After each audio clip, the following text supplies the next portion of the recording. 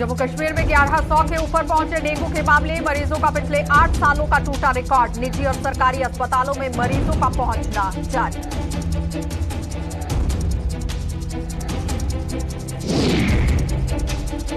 नामंडी में सुरक्षा बलों का सर्च ऑपरेशन। संदिग्धों के देखे जाने की सूचना पर चलाया गया अभियान। राजौरी ठन्ना मंडी मार्ग भी एहतियातन किया गया बंद।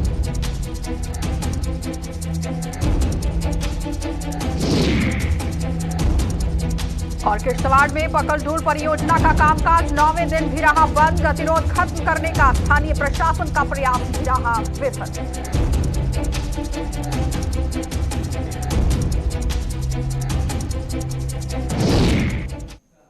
नमस्कार, बुलेटिन में आपका स्वागत है। मैं हूं आपके साथ आशा सरमाल। चलिए शुरुआत करते बुलेटिन की। कोविड की रफ्तार थमने के बाद जम्मू कश्मीर में डेंगू ने स्वास्थ्य विभाग और जम्मू नगर निगम की चिंता बढ़ा दी है। प्रदेश में अब तक 1100 के ऊपर डेंगू के मामले जा चुके हैं, जो पिछले 7 साल की तुलना में सबसे ज्यादा हैं। इससे पहले 2013 में रिकॉर्ड 1838 मामले पर तक पहुंचा था और उस समय 4 लोगों की मौत हुई थी, जबकि इस साल अब तक 4 मरीज डेंगू से जान गंवा चुके हैं। ये आंकड़ा आधिकारिक है, जिसमें डेंगू के कई अन्य मामले अस्पतालों में रिपोर्ट नहीं हो रहे हैं और कई तीमारदार डेंगू पीड़ितों का इलाज करवाने के लिए प्रदेश के बाहर के अस्पतालों का रुख कर रहे हैं। सर्दी बढ़ने के बावजूद सरकारी और निजी अस्पतालों में डेंगू के पीड़ितों का पहुंचना जारी है और शहर के प्रमुख जीएमसी और एसएमजीएस अस्पताल में भी रोजाना दर्जनों डेंगू के मरीज पहुंच रहे हैं। इसमें शिशु रोगियों के साथ अन्य आयु वर्ग के लोग भी शामिल हैं।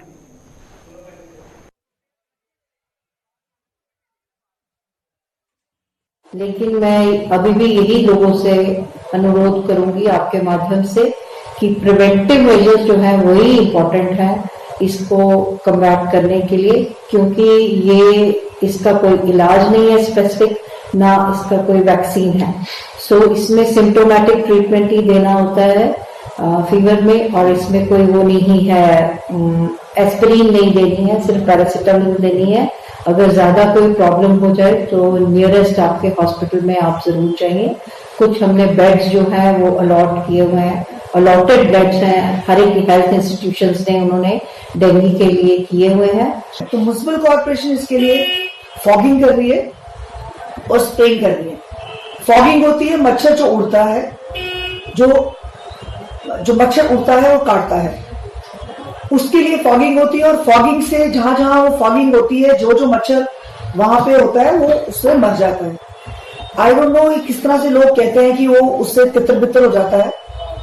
सिफेनोथ्रिन करके इसका सॉल्ट है जो उसमें हम डालते हैं, ऑर्गेनोफॉस्फोरस, एक पॉइजन है जिसके धुएं से कोई जिंदा नहीं रहता मच्छर।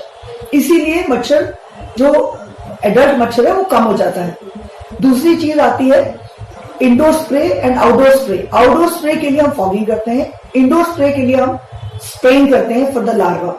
तो हम कोशिश करें कि हाफ स्लीव पहन के या निक्कर वगैरह पहन के ना निकलें, हो सके तो सॉक्स और बूट भी पहन के निकलें। और हमारे घरों के अंदर आपने देखा होगा कहीं कहीं कूलर पड़े हैं, गर्मियों में कूलर लगाए थे, उनके अंदर पानी रुका हुआ है और उस पानी में जो पनपता है। कहीं डब्बे पड़े हैं, डब्बों में पानी पड़ा, कहीं टायर पड़े हैं, टायरों में पानी पड़ा। तो हमें हर किसी को इस चीज का ध्यान रखना है कि हमारे इर्द गिर्द कहीं भी ऐसा पानी खड़ा ना रहे जिससे इसकी लार्वा जो फैले।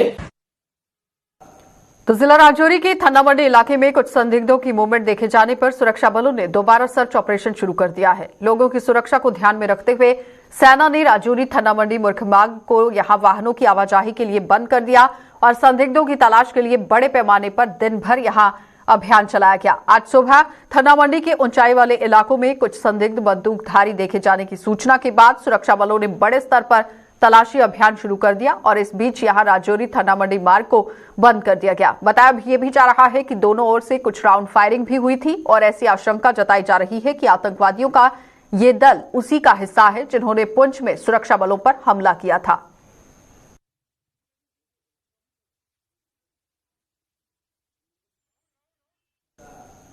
किश्तवाड़ में पकलडूल पावर प्रोजेक्ट पर 9वें दिन भी कामकाज ठप रहा। पकलडूल पावर प्रोजेक्ट पर काम कर रही निर्माण कंपनी और श्रमिकों के बीच चल रहे गतिरोध को मद्देनजर रखते हुए अब यहां ये काम देखा गया। गतिरोध को खत्म करने के उद्देश्य से किश्तवाड़ प्रशासन द्वारा बैठक बुलाई गई थी, लेकिन इस बैठक में निर्माण कंपनी इफकॉन का कोई भी अधिकारी शामिल नहीं हुआ, जिसका कड़ा संज्ञान लेते हुए आज यहां स्थानीय प्रशासन ने इफकॉन को कारण बताओ नोटिस जारी कर दिया और प्रशासन ने इस गतिरोध को खत्म करने के लिए अब 8 नवंबर को दोबारा बैठक बुलाई है। वहीं इफकॉन के खिलाफ प्रदर्शन कर रहे श्रमिक संघों ने भी धमकी दी है कि अगर जल्द ही उनकी मांगों को पूरा नहीं किया गया तो वो अन्य परियोजनाओं में काम बंद कर आंदोलन शुरू करने को मजबूर हो जाएंगे।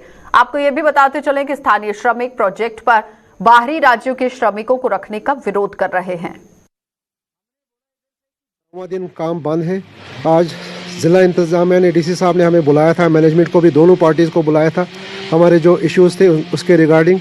लेकिन सर उसकी तरफ से जो मैनेजमेंट की तरफ से आज रवाया रहा है कि वो फिर इस जो कि आपको पता है सर इस वक्त ये नेशनल प्रॉपर्टी है, नेशनल प्रोजेक्ट बन रहा है, लेकिन वो यहाँ पे नहीं आए। वो उनका एक रवैया है कि वो रिजिडनेस दिखा रहे हैं कि हम बातचीत करने के लिए नहीं आएंगे।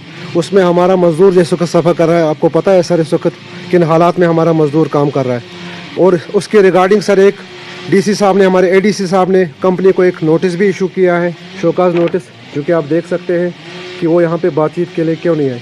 अब नेक्स्ट मीटिंग सो हमारी परसों के लिए हो गई 8 तारीख को। आप देखते हैं सर उनकी तरफ से क्या जवाब आता है। सर निकाले, इस हल निकाले। आज के लिए हमें डीसी साहब ने बुलाया था कि जितने भी यहाँ एडमिनिस्ट्रेशन के जो अधिकारी है उनको बुलाया था, और आज कंपनी नहीं आई। उनको पता है कि अगर हम सामने जाएंगे और उनका एग्रीमेंट सामने होगा कि कहाँ कहाँ फेलियर है और कहाँ कहाँ उन्होंने वायलेशन करी, इसीलिए वो डर रहे हैं। मगर डरने से भाग के किधर जाएंगे सर। आज इनको लास्ट क्या ना मीटिंग के लिए आज क्या ना एसीआर साहब ने, एडीएम ने फिर सर एक लेटर निकाला। अगर मंडे को सर हमारा फैसला नहीं होता है और इनका मैस, चाहे जितना डिवाटरिंग है, चाहे एलएनटी है, चाहे क्यूरू है, चाहे क्वाड है, जितना भी हमारे प्रोजेक्ट चल रहे हैं, जहां जहां यूनियन चल रहे, सारे बंद हो जाएंगे। उसका तो किश्तवाड़ की मालीपेट इलाके में एक रिहायशी मकान में संदिग्ध परिस्थितियों में आग लग गई और आग की इस घटना में मकान की एक मंजिल पूरी तरह से क्षतिग्रस्त हो गई। फायर सर्विसेज के जवानों ने स्थानीय लोगों की मदद से कड़ी मशक्कत के बाद आग पर काबू पा लिया, लेकिन इतनी देर हो चुकी थी कि इमारत का एक हिस्सा पूरी तरह से क्षतिग्रस्त हो गया था। फायर सर्विसेज के अधिकारी फारूक अहदी ने भी यहां कहा कि लिंक रोड पर गलत तरीके से गाड़ियां खड़ी होने के कारण वो समय पर घटनास्थल पर नहीं पहुंच पाए, जिसके कारण वो मकान यहां पूरी तरह से क्षतिग्रस्त हो गया और वो सिर्फ और सिर्फ एक बड़े हिस्से को नहीं बचा पाए हैं। लेकिन अगर समय पर गाड़ी पहुंचती तो शायद मंजर कुछ और होता। स्टेशन से आग की ओर निकाली, रास्ते में कई जगह पर लिंक रोड पर लोगों ने गलत जगह गाड़ियां पार्क की थी।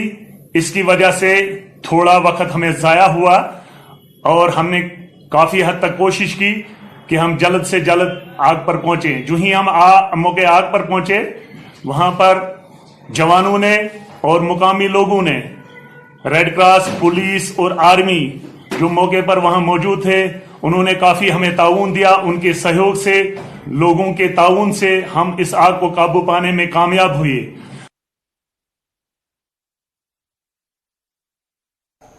तो पुंछ में पहाड़ी बुद्धिजीवियों की एक बैठक हुई, जिसमें पहाड़ियों की समस्या को लेकर चर्चा की गई और बैठक में हाल में ही अमित शाह द्वारा पहाड़ियों को अनुसूचित जनजाति का दर्जा देने को लेकर भी चर्चा की गई।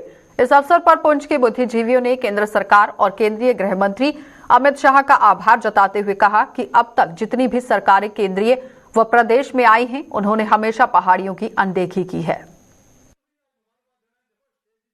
हुई, मैं अपने जो यूथ है पहाड़ियों का, उनका धन्यवाद करना चाहता हूँ इतनी अच्छी मीटिंग की, और खासकर अमित शाह जी का धन्यवाद करना चाहता हूँ जिन्होंने अनाउंस किया कि पहाड़ियों में से भी पहली बार पहाड़ियों का नाम लेकर उन्होंने कहा कि पहाड़ियों में से कोई चीफ मिनिस्टर हो सकता है।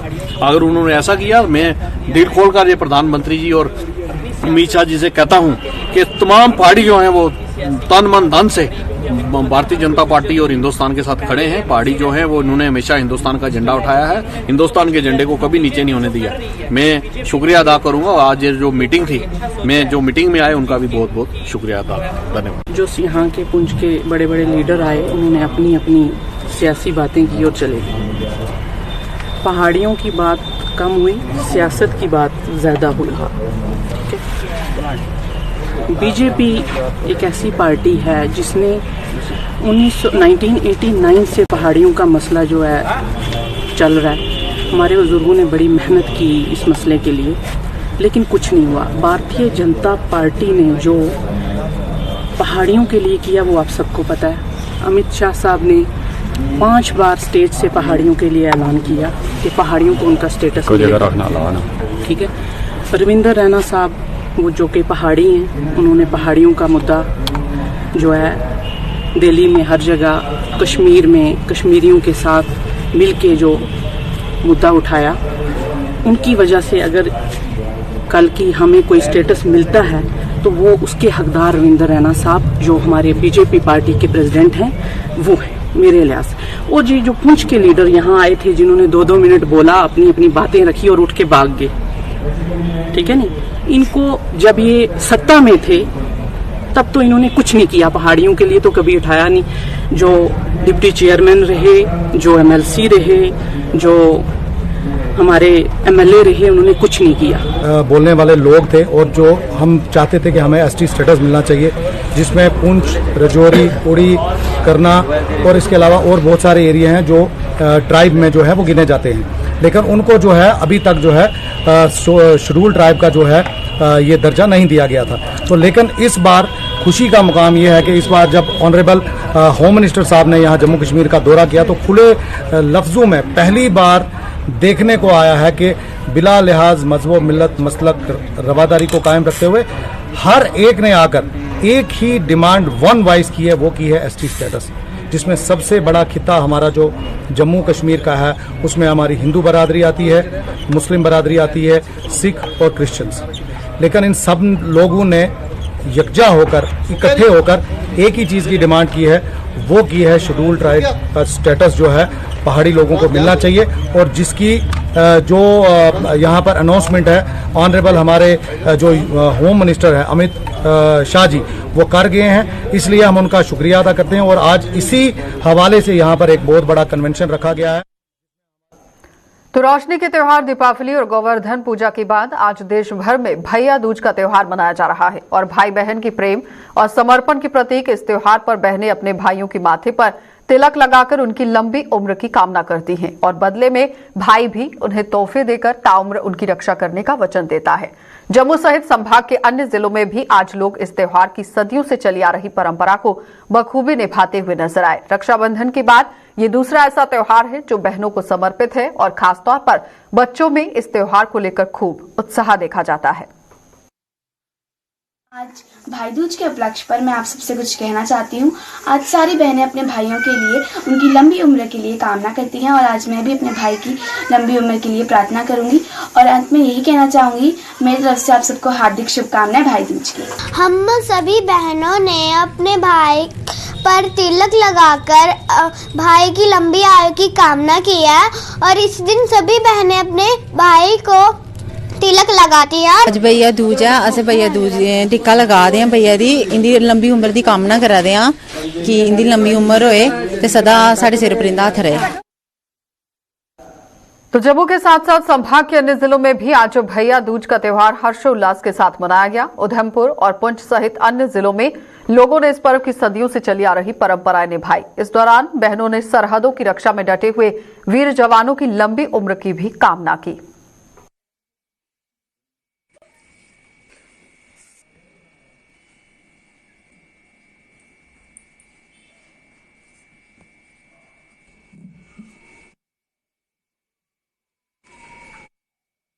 और जो बॉर्डर पे हमारे बहुत सारे जवान भाई हैं, उनको भी, उनके लिए भी हम प्रे, वो जो जैसे कि घर पे नहीं आ सकते बहुत सारे फेस्टिवल्स पे, तो हम उनके लिए भी प्रे कर रहे हैं। वो ऐसे अकेला नहीं फील करें, हम सभी बहनें उनके साथ हैं, उनके लिए प्रे कर रहे हैं। जैसे आ नहीं सकते कि हम उन हैप्पी, मतलब वो भी आ गया, हैप्पी लाइफ उनकी हो। आज भाई दूज का त्योहार है। ये त्योहार हम पूरा साल वेट करते हैं। इस त्योहार में हम अपने भाइयों की लंबी उम्र की कामना करते हैं, उनको तिलक लगाते हैं, उनकी आरती करते हैं। भाई अपनी बहनों को गिफ्ट भी देते हैं और हम उनसे एक वचन लेते हैं कि आप हमारे साथ पूरा साल खड़े रहें और हमारी रक्षा करने के लिए हमेशा तैयार रहें। तो जम्मू कश्मीर प्रदेश कांग्रेस के अल्पसंख्यक मोर्चा की नई टीम का गठन किया गया। पूर्व मंत्री और पीसीसी के प्रदेश उपाध्यक्ष रमन भल्ला ने आज इस नई टीम को सम्मानित करते हुए उम्मीद जताई है कि कि अल्पसंख्यक मोर्चा उसे यहां पर दी गए जिसे जिम्मेदारियों को भली भांति निभाने की प्रतिभा हो। भल्ला ने केंद्र की भाजपा सरकार की नीतियों पर भी सवालिया निशान लगा दिए। उपराज्य के अंदर भी पूरी तरह से किस तरह से काम चल रहा है ये देखने वाली बात है, लेकिन उपचुनावों में कुछ राज्यों में उसकी हार का हवाला देते हुए दावा किया गया कि भाजपा को ऐसे ही कुछ और झटके भी जल्द लगने वाले हैं। जो हमारा सेल है गुरदर्शन जी की लीडरशिप में कई साथियों ने यहाँ पे शमूलियत यहाँ पे की। हर एक साथी के योगदान की ज़रूरत है और ये समय की पुकार है। पार्टी की तरफ से, मीर साहब की तरफ से, पूरी लीडरशिप की तरफ से मैं दिल की गहराइयों से इनका स्वागत यहाँ पे करता हूँ कि कांग्रेस को और ज़्यादा मजबूती मिल पाए। आप लोगों ने देखा होगा जो अभी हाल ही में जो चुनाव की घोषणा कई जगह पे हुई, हिमाचल ने ये साबित कर दिया कि लोग महंगाई की मार से कितना तंग यहाँ पे है। और ये हर एक साल एक्टिवाइज यहाँ पे होगा। एक झटका लगा तो कितना पेट्रोल और डीजल में कमी यहाँ पे आ गई। इन सब लोगों के शमूलियत से कांग्रेस इतनी मजबूत यहाँ पे होगी और झटके भाजपा को यहाँ पे लगेंगे तो आगे महंगाई बढ़ती हुई महंगाई पे लगाम लग सके और हम मिलजुल के इस भाईचारे को मजबूत करें, जिस भाईचारे को ठेस पहुँचाने का प्रयास हमेशा यहाँ पे किया जा रहा है। और यही एक चाबी होगी, जब भाईचारा मजबूत होगा वही एक चाबी होगी कि हम अपने मुल्क की बेहतरी के लिए और अपनी खोई हुई रियासत को वापस लेने के लिए ये भाईचारा एक ताकत होगी जिसके हर साल की तरह इस बार भी देश भर के साथ साथ जम्मू कश्मीर में भी गौ अष्टमी का पर्व धर्म और हर्षोल्लास के साथ मनाया गया है। इस बार ये पर्व शुक्रवार 12 नवंबर को मनाया जा रहा है, जिसके लिए जम्मू कश्मीर गौरक्षा समिति ने सभी तैयारियां पूरी कर ली हैं और समिति के प्रधान राजकुमार गुप्ता ने एक प्रेस कॉन्फ्रेंस के दौरान 12 नवंबर को अम्फला स्थित समिति के कार्यालय और गौशाला में होने वाले कार्यक्रमों की जानकारी देते हुए तमाम लोगों से इनमें शामिल होने की अपील की। 9:30 बजे हवन होगा और 11 बजे जो है गौ माता की पूजा की जाएगी और 1 बजे जो भंडारा शुरू कर दिया जाएगा। तो इसलिए जम्मू वासियों सबको ये एक बड़ा मौका मिलता है कि आज का दिन जो गोपाल अष्टमी है उस दिन सेवा का मौका मिलेगा और दर्शन का महत्व मिलेगा। सारे काम धाम छड़ के जो गौ माता की सेवा करता है उसे कभी भी कमी नहीं आती है। तो मेरा यही कहना है कि गौ माता से बढ़कर कोई नहीं है, जिसमें 33 कोटि देवता है। उसकी सेवा करने से सारे ही तीर्थों का फल प्राप्त होता है। सारे ही तीर्थों का फल प्राप्त होता है। तो इसीलिए हमें गौ की सेवा जो है वो अवश्य करनी चाहिए। गौ के बिना हमारा जब कोई गर्भवती करता है तभी गौ चाहिए, कोई बच्चा पैदा होता है तभी गौ चाहिए, जो शरीर चला जाता है तभी गौ चाहिए, हर कार्य में गौ चाहिए। जब इंसान छोड़ के ये धराधाम को जाता है। जिला गुरुद्वारा प्रबंधक कमेटी ने अपनी कुछ मांगों का हवाला देते हुए केंद्र सरकार से उन्हें जल्द पूरा करने की मांग की और कमेटी के प्रधान सरदार जगजीत सिंह ने एक प्रेस कॉन्फ्रेंस के दौरान सिख कौम की दौरान यहां पर जो देरीना मांगे हैं उनका हवाला देते हुए सरकार से उन पर गौर करने की अपील की। क्या कुछ कहना था सरदार जगजीत सिंह का? रिक्रूटमेंट की सिख जो ऐसे लड़के घूम रहे हैं जो मिलिटेंसी की तरफ के, मैं तो कहूँ तो खत्म ही हो चुकी सिख कौम की तरफ से। लेकिन फिर भी जैसे पंजाब में थोड़ा बहुत हिलचुल हो रही है तो हम चाहते हैं लड़के हमारे नौकरी में लग जाएं। कश्मीर में जो लोग हमारे इतनी समस्या होने के बावजूद भी, इतनी प्रॉब्लम्स के बाद भी आज भी कश्मीर में बैठे हुए हैं तिरंगा झंडा लेके। वो यही कह रहे हैं हम हिंदुस्तानी हैं, लेकिन उन लोगों को वो बेनिफिट्स नहीं दिए जा रहे जो कश्मीरी लोगों को दिए गए, जो पैकेज उनको दिए गए। आज कश्मीरी लोग माइग्रेंट्स जो जम्मू में बैठे हुए हैं उनको पैकेज मिलता है कि आप बेशक जम्मू में बैठे हो या कहीं भी बैठे हो, आपके नौकरी के लिए ये पैकेज है। रामगढ़ ब्लॉक की कैसो पंचायत के गांव चक बबराल में आज 14वें दिन भी यहां वित्त आयोग के तहत जारी किए गए फंड से कुछ विकास कार्य शुरू करवाए गए हैं और पंचायत के सरपंच कुलदीप वर्मा ने ये विकास कार्य शुरू करवाए हैं। आपको ये भी बताते चले कि अन्य विकास कार्य भी जल्द यहां पर शुरू करवाए जाएंगे। इस तरह से बातचीत भी कही गई।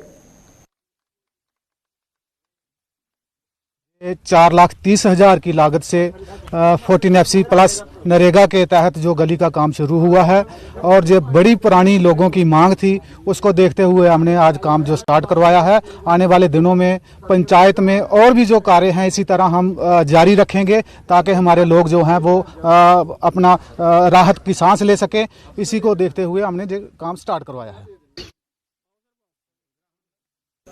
रामलला की नगरी अयोध्या में जम्मू कश्मीर ने इतिहास रच डाला है और अयोध्या में पहली बार जम्मू कश्मीर के कलाकारों ने रामलीला का मंचन किया, जिससे इस केंद्र शासित प्रदेश का नाम अब रोशन होता हुआ नजर आया। गौरव और बढ़ गया है। अयोध्या में आयोजित दीपोत्सव कार्यक्रम में जम्मू कश्मीर के जिला रियासी की श्री दुर्गा नाटक मंडली से जुड़े हुए कलाकारों ने श्री रामचरितमानस के कुछ अंश यहां मंच पर पेश कर अपनी अभिनय की प्रतिभा भी दिखाई है, लोहा मनवाया।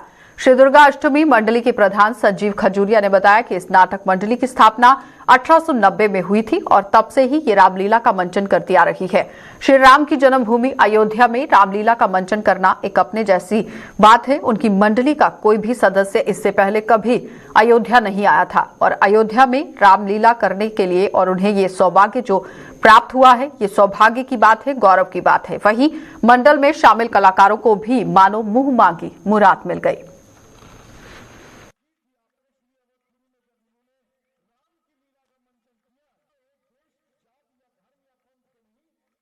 अच्छा, ये हम सब लोगों के लिए कभी कभी ऐसा वो बनता है कि मैं बहुत साल बहुत जगहों पर घूमा हूँ, लेकिन पता नहीं क्या बात थी और मैं बचपन से रामलीला करता हूँ और लेकिन मैं अयोध्या नहीं आया था कभी पहले।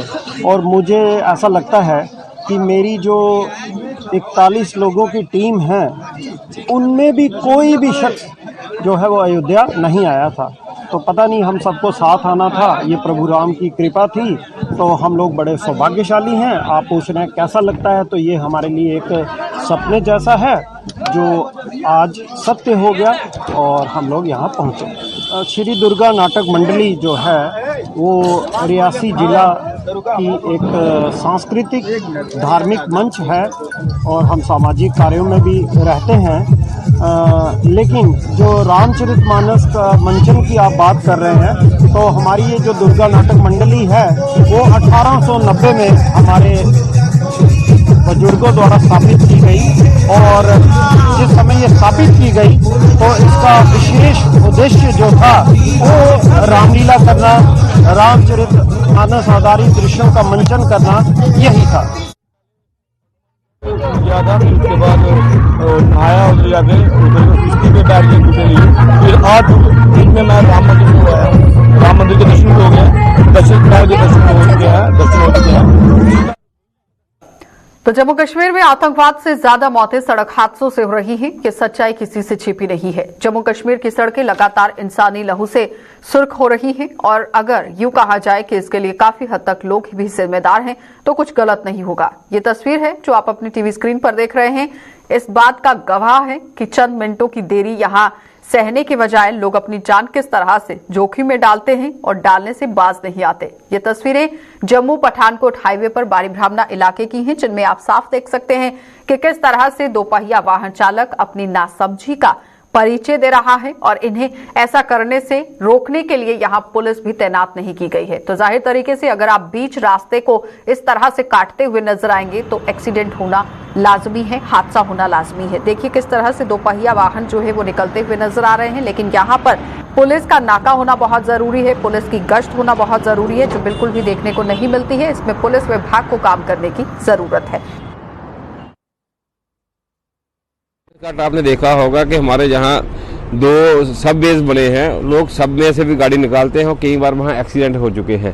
और आपने देखा होगा जो डिवाइडर सड़क के बीच में लगा है, और मेरा प्रशासन से निवेदन है कि जो लोग वहाँ से शॉर्टकट लगाते हैं, स्कूटर है, मोटरसाइकिल है या SUV, इनके पास बड़ी गाड़ियाँ हैं, वो भी उसके ऊपर से दूसरी तरफ से जाते हैं और ये बिल्कुल मौत को और हादसों को न्योता देने वाला है। मेरा प्रशासन से निवेदन है कि जो भी लोग जो डिवाइडर पार करके जाते हैं उन पर सख्त से सख्त कार्रवाई की जाए और हमारा प्रशासन तब तक ये सोया रहता है जब तक तो कोई बड़ा हादसा ना हो जाए। या हमारा प्रशासन ये देख रहा है कि बड़ा हादसा हो उसके बाद ये एक्शन ले। मेरा तो चलिए, आपने देखा कि हाईवे पर किस तरह से सूरत हाल बनते हुए नजर आ रहे हैं, लेकिन अगर सड़क हादसों पर रोक लगानी है तो ट्रैफिक पुलिस की निगरानी होना बहुत जरूरी है। फिलहाल बुलेटिन में इतना ही। देश और दुनिया की खबरों के लिए आप बने रहिए हमारे साथ।